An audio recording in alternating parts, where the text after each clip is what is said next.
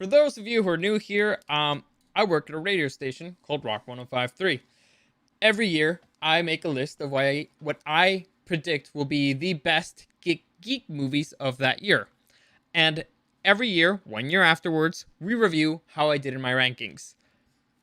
2020 was kind of a hot mess, so we'll just do a re-rankings of the movies that actually came out with a few rules that I'll explain in a minute. So, welcome to the newest episode of SDW. Super Dario World!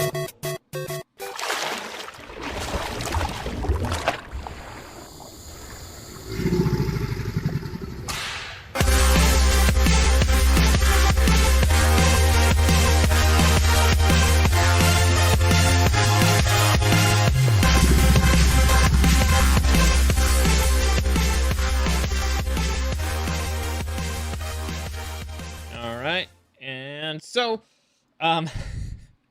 for those of you who already listened to this on the show and are wondering, like, why should I listen to this again? Well, I don't know, because I'm going to go deeper into it, I guess. I don't know. The list is going to stay the same, but I'm going to explain things a little bit better.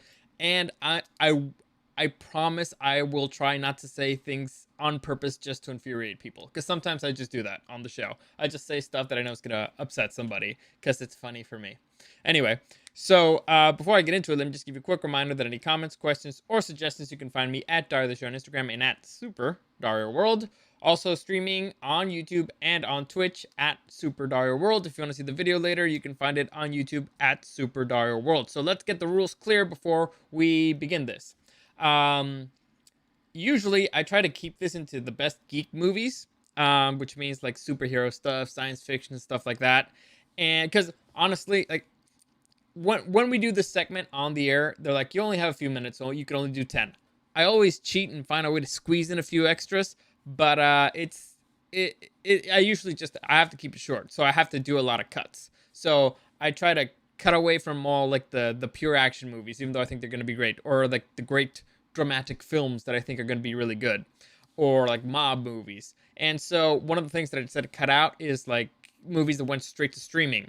So The Old Guard's not there, even though I actually enjoyed that movie, and stuff like that. So and this year was particularly difficult because out of the 12 movies that I had in my most anticipated movies for 2020, 12, I believe only 4 of them actually made it to theaters, or straight to streaming. So I had to pull a lot of stuff out of a lot of places, and this year, honestly, it felt like it was a race for last place. Like it was really bad. It was a particularly bad year for films. So I'm not even gonna be worried about like where I placed it, because honestly, I think I nailed it on where I placed them. Mostly, I just I mistook a couple of them, but mostly I got it okay. And so let's just go straight to how I felt of the movies that came out this year. And like I said, no movies that were like Netflix movies and stuff like that. No Amazon Prime movies. Even though I really liked In the Still of the Night, I thought it was a really great movie. But it was really creepy. It's about aliens. It's really good. I highly recommend it. But like I said, you'll notice kind of the theme here, like what I mean by geek movies. And some of these are like even childish movies, but it's, you work with what you got. So let's begin with number 10. And like I said, this was a race to the bottom. The bottom half of the movies, it was really difficult to pick which one I hated the most. And so I'll get into it a little bit. So number 10, this is probably the worst one. So look at it that way. The top 5, let's say the best in a mediocre year. The bottom 5, the worst. So there you go. The worst in a bad year. So there you go. So number 10, I had the Mulan, the live action Mulan. And I know what you're thinking. What, Dario? There was probably movies that made way less sense, and they were probably a little bit worse. Did you not like the style or something? No, I appreciate the Chinese cinema style. I appreciate that style of fighting and all that stuff. The issue here is the complete and total disregard and disrespect for the original story and the original character. Now, I know I complain about this a lot. To me, live action movies of animated movies are basically a cash grab. So a part of me was like, you know what? I appreciated that they at least wanted to do something different. I was actually looking forward to seeing this movie. Then I saw what they did and I was like, nope. Because I understand there's many different ways to tell the same story. But the theme is the most important thing. So the most important, well, I'll tell you things that bothered me about this movie. Personally, I didn't like that it had no Mushu, who's the best character in the movie. He's hysterical. It had no Captain Li Shang, and Mulan has superpowers. Now, out of all those things, the worst part is that Mulan has superpowers. Why? Because the story, first off, Mulan is easily in the debate of the best Disney animated movies out there. I think so. It's at least top five. I believe it's in the debate, at least the cartoon ones. I think it's worthy of being in that conversation. Maybe even top three. Who knows? Depends on who you're talking to. Depends on their personal taste. Mulan herself, as the character, is in the conversation of the best female character in film. I believe that when somebody asked me who would be my top five female characters, Mulan was up there. She is great. She is an iconic character, very important. And the reason why she's so great, the thing about her story is that she is a girl who did not give up. She's a person who worked hard and accomplished her goals. It's a story about meritocracy and not letting anybody else put you down and keep pushing forward and all that stuff. And that's how she accomplished everything. She did not have fucking superpowers. She was not an ordinary girl. Well, she was an ordinary girl physically, not in her head. That's what made her special. She aspired for different things. She broke the mold, and so she persevered. She struggled. She fought hard, and she managed to accomplish something extraordinary. The message of that movie is that even if you're normal, you can accomplish extraordinary things. Even if the whole world is against you and doesn't want you to do it, you can achieve the extraordinary if you work hard enough. That's kind of like one of the messages of the movie. You can argue there's a bunch of other messages. To me, that's the most important one. Here, by giving Mulan superpowers, you kind of destroy that argument. And you make it completely stupid. So, to me, it's not just that it was a bad movie. It's that it completely and totally spat in the face of the original Mulan. And to me, that's just completely egregious. I'd rather sit through a boring film than one that is actively insulting, like just spitting in the face of one of the greatest characters in film. So, there you go. That's why I have it all the way at the bottom, because it was insultingly bad. And let's move on to number 9. So, number 9, we have The New Mutants. New Mutants, as I've talked about before, I'm not sure if in the podcast, but I think I did. This movie was delayed and delayed and delayed way before the pandemic. So I was already worried that it was going to suck. I pretty much knew it was going to suck, but I was worried how much it was going to suck, especially because X-Men movies, the latest ones, except Logan, tended to suck. Like, the Dark Phoenix was just a waste of time and a waste of money. This one was kind of in the same boat. I honestly don't know which one was worse, Dark Phoenix or this one. I think this one because it had potential to be something different, and it is different, and it is bad. It's different, but it's still bad. So it tried to do too many things. It tried to be a horror movie, it tried to be a superhero movie, it tried to be a teen drama, and none of those things worked. It tried to eat from the mutant mythos and doesn't actually go deep enough in the characters you actually care about. It's just, it was dumb. Like, it was honestly, it felt like a complete waste of time. It was a genre mashup that didn't work. It had potential, but it was stupid and a waste of time. Honestly, I felt that I wasted my time watching that movie. The exact same way I felt watching Dark Phoenix, except I actually cared about some of the characters in Dark Phoenix. Here, I didn't care about anybody. So I guess I just made up my own mind on which movie was worse. Anyway, moving on, number 8. I just ranted about this movie. I don't think I have to go too deep into it. Wonder Woman 1984. Complete and total hot garbaggio.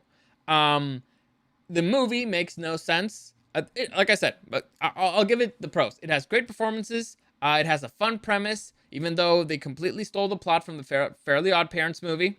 And it has a compelling internal conflict for Wonder Woman. Everything else is hot garbaggio. The plot makes no sense. The villains team up, which is always a terrible idea. The villain has no clear objective. He has kind of a plan, but no clear objective. There's no consequences for anybody. The CGI looks stupid. The special effects look stupid. It was a complete and total disappointment for anybody who expected this movie to be good, which wasn't me, because I disliked the first one, and so now I feel vindicated because this proves it. There you go. So this completely and totally proves it. And one of the reasons why I was actually super concerned about this one is because the director said in an interview, and I've said this multiple times, so I'll say it again. In an interview, the director said that she does not care about making movies that are part of a universe. That is terrible when you're making movies that are part of a universe. This, particularly DC Cinematic Universe. And even so, it doesn't look like she even cared about being part of the universe of the movies that she created. Not even part of the Wonder Woman universe. It makes no sense. It was stupid. It was a waste of time.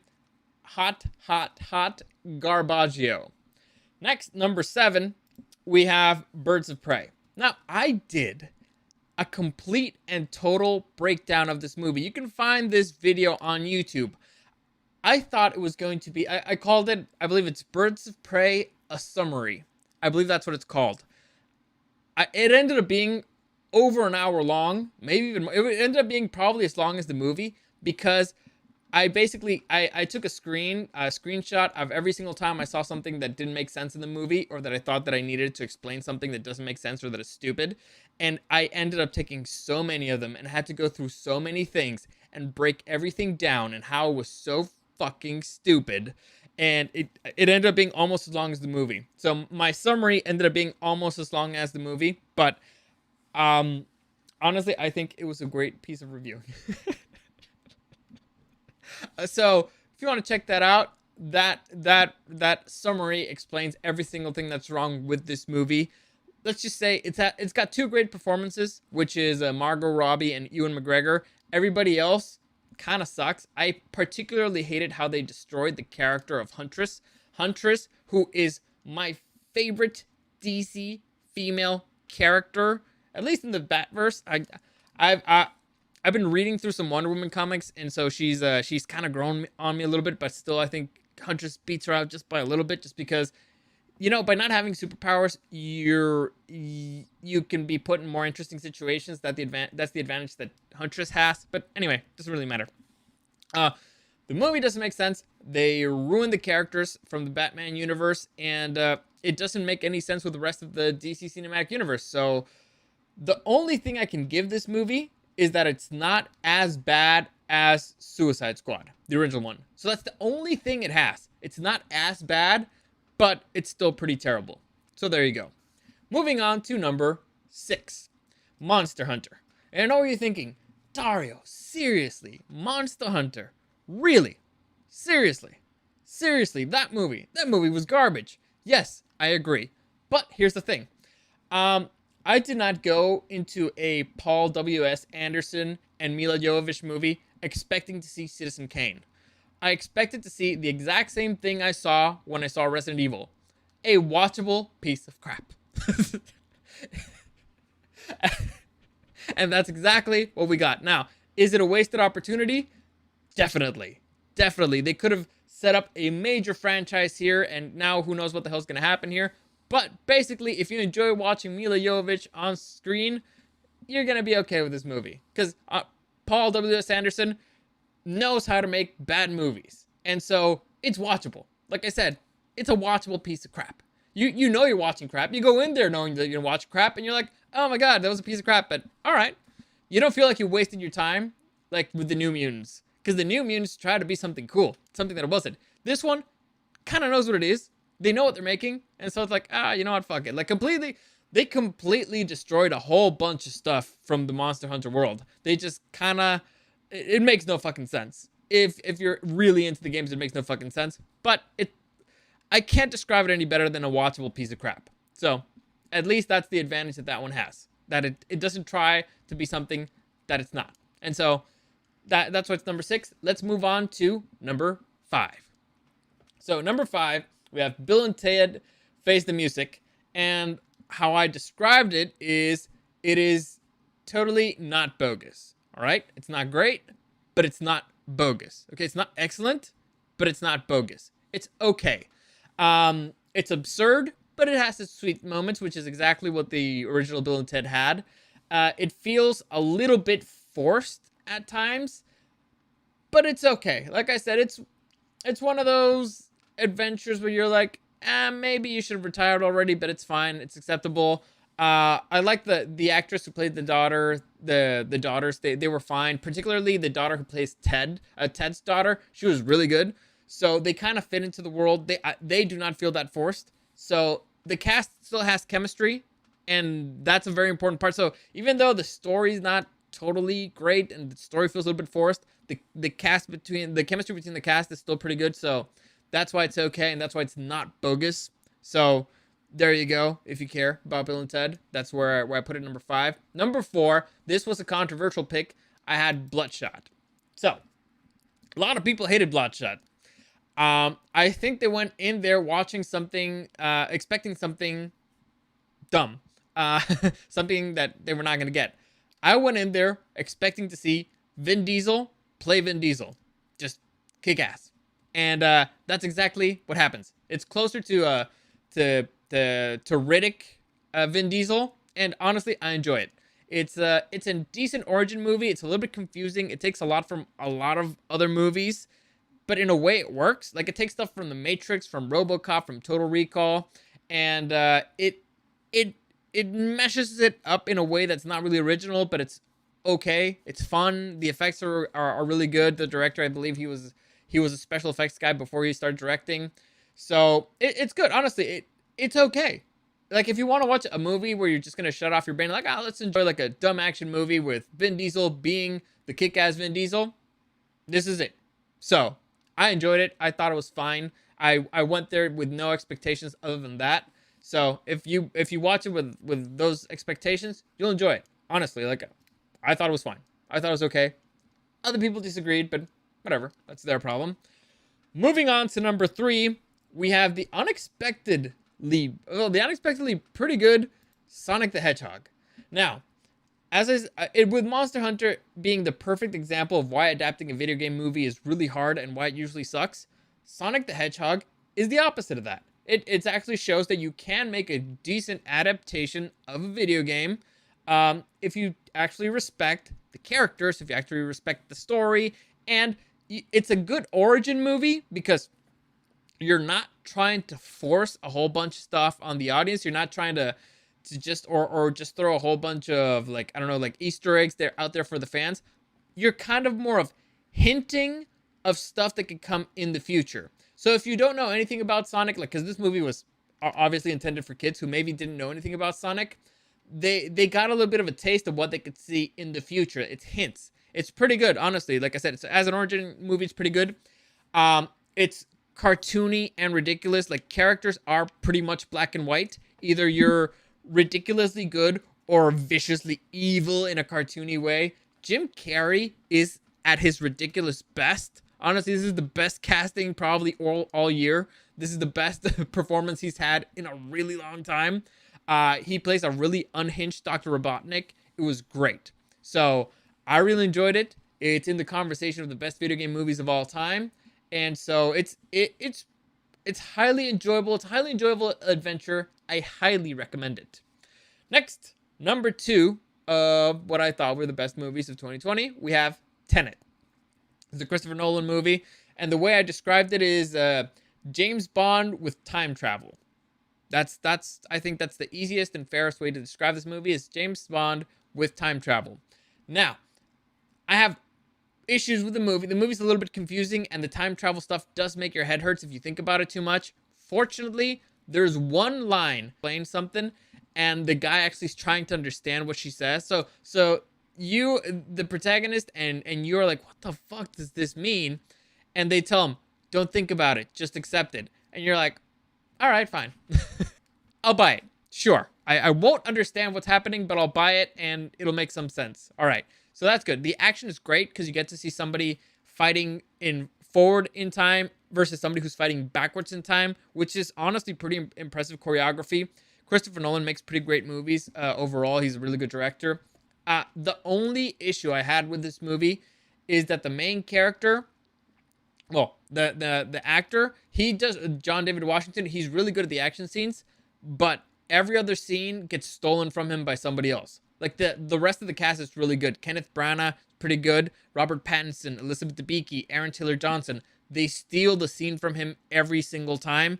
And since it feels like Christopher Nolan's James Bond, you can't help but thinking, man, this movie would have been so much better with Daniel Craig. Just so much better with Daniel Craig. So that's the one weakness. And it's if it's your main character, it's not the most interesting character there. It's kind of a big weakness, but there you go. And finally, the what I thought was the best movie of 2020, Pixar's Onward. Now, I know what you're thinking. Why is Pixar? Why is Onward in the best like geek movies of the year? Well, it's in a fantasy world, so I allowed it. Also, because I love this movie. Like, I did a review for it when it first came out, and I said that this is a movie that I had to watch with my siblings. It's actually pretty.